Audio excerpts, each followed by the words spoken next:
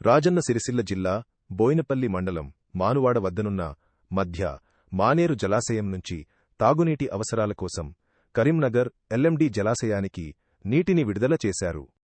తొలుత స్వల్పంగా ప్రారంభించిన నీటి విడుదలను అనంతరం 4 గేట్ల ద్వారా పెంచారు. జలాశయానికి వరద కాలువతో పాటు మానేరు మూలవాగు నుంచి కూడా వరద నీరు చేరుతోంది. ప్రస్తుతం జలాశయంలో గణనీయమైన నీటి నిల్వలు ఉండటంతో తాగునీటి అవసరాలను దృష్టిలో ఉంచుకుని అధికారులు ఈ నిర్ణయం తీసుకున్నారు.